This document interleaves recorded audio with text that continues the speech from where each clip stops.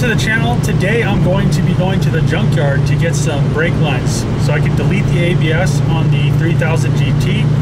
I need to get the brake lines, the proportioning valve, and some other stuff. Then I could do the whole ABS delete. So over here at Don's Sport Car, gonna go in and get those brake lines.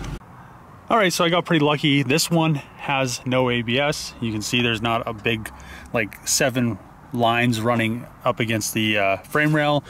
And what I need is the lines going from the master cylinder to each of the front brake caliper.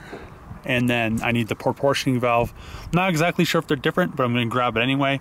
That goes to the rear, and the rear lines should technically be the same.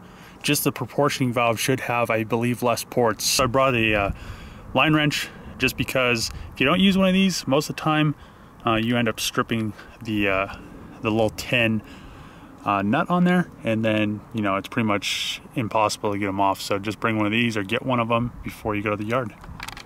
All right, so I'm back from the junkyard. Actually, I'm home right now, but these are all the lines I needed. So there's 2 that go to the left and right front caliper, this one and that one, and then the other 2 go to the master cylinder, and all that goes to the proportioning valve. I got the proportioning valve, I got this, so just in case my proportioning valve doesn't work, I have the other one. Shouldn't have, you know, the only issue I may have is trying to get this all in there with the engine in there. A while ago I designed an oil metering pump block off plate, so I will be making these eventually. It will come with a factory Mazda O-ring, and they'll be 75 bucks. So I just have this one. This is the prototype one, and I'll be making other ones. So you can see the O-ring sits in there just like factory. There's the factory oil metering pump, and it pretty much just blocks that whole thing off. Like the ones you buy off eBay, it's a thin piece of metal, doesn't have an O-ring, you use RTV, they always end up leaking. This should be leak free, and you know, it deletes this whole thing. You don't need this if you premix. All right, and the oil metering pump block off plate is in. Now I don't have to worry about the oil squirters that go into the intake manifold, since this intake manifold doesn't have them. Also, these will be for sale. They'll come in anodized black or olive. Olive looks like, well, that's what both the colors look like, black or olive. And 75 bucks will come with the OEM Mazda gasket and a 3 of the bolts. So I need to go out back and get some shift linkage clips off the other 3000 GT, that parts one I got. It's just a front wheel drive, but they should be the same. I was wondering why the car was kind of a pain to go in reverse. I'm not sure if they fell off, but I almost think they would have had to. So this time, you can see that these pretty much right there aren't clipped in, and that's probably my issue with trying to go into reverse, and sometimes it's not happy. I thought it was because the little putter down here was hitting this coolant hose right here, but I guess that's not the case. So yeah, I'm going to go out back, grab those little clips, put them on. I need to pull this thing outside really quick, and I've neglected my truck. I haven't changed the oil in like 10,000 miles. So I have oil, I have the friction reducer. So these were the little clippies I needed. I'm not sure how I'm going to hammer those in because the intake to the turbo is kind of in the way, but I'll try to get them in there without taking all this stuff off up here. Got it in there without having to pull the intake and everything. Just had to use a really long punch, so hopefully it shifts into reverse really nice now. So let's see if she's happier with reverse now.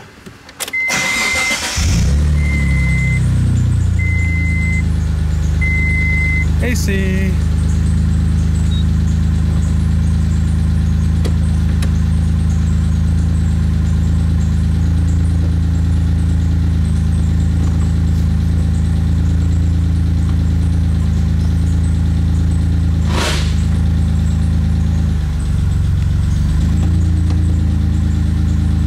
Oh yeah.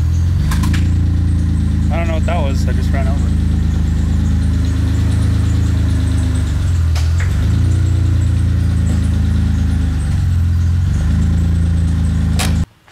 Just pulled the truck in, got an oil filter from Walmart and 4 gallons of the 1540 Shell T5. That's all I've been using in this truck since I've had it. Also, I got Molly's little cousin, or big cousin. I guess it's a little bit bigger. So this is the truck stuff, and you know, I'm gonna try this. Usually I use the stuff that I use for cars because I never had a truck one, but this is a little bit larger since there's more oil that goes in a truck, at least, you know, an extra 3 gallons.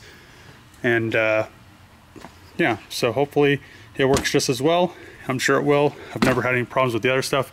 All it is a friction reducer, and it pretty much protects your engine, since this has 234,000 miles now, and I didn't change it for 10,000 miles. I mean, that doesn't really mean anything, but yeah, without doing like oil samples and stuff, you really can't tell. But it's crazy how much faster the oil comes out when it's hot, just like water almost. Dinosaur oil. So I pretty much pour this in first, just so after I pour it in, I kind of pour clean oil in it and shake it up just so I can get everything out of it. I mean, you really don't have to. You could just pour this in and throw the can away, but there is a little bit extra in there. It almost looks like you're pouring like liquid metal in it, or like dirty oil, old oil.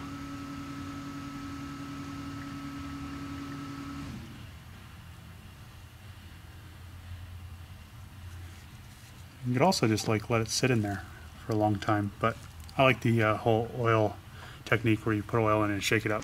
So the oil is changed. The truck is now happy. Well, at least I'm happy because it's changed. I don't have to worry about it. But I really need to put my other wheels and tires on, but I'm waiting for the first snow. So once that happens, I'll throw the Platy wheels and tires on, and probably sell these. They were a good set of wheels and tires. Now the fun part, pouring the old oil into the jugs, but these you know, pans they make are not that great at pouring oil. They always do weird stuff.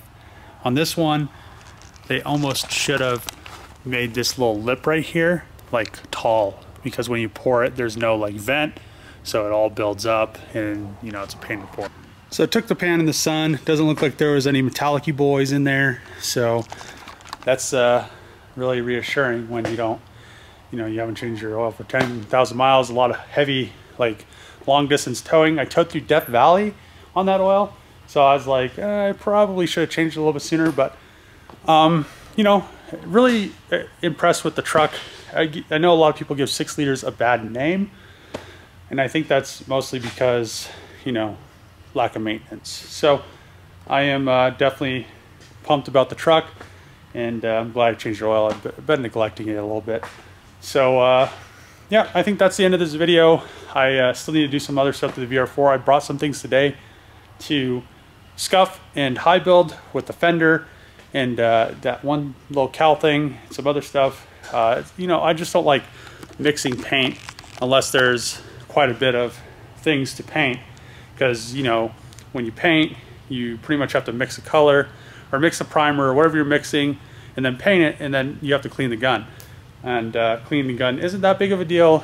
Me and Trevor kind of make it, I think, more of a deal than it should be, but you know, it is something extra to do. And if you're not really, you know, going to spray everything at once, and you're going to do a bunch of little stuff, then you're wasting paint as well. So if you like the videos, make sure to subscribe. And next to the subscribe button, there's a bell. Click that bell just to get notifications when I post these videos. And you know, like, comment, and see you guys tomorrow.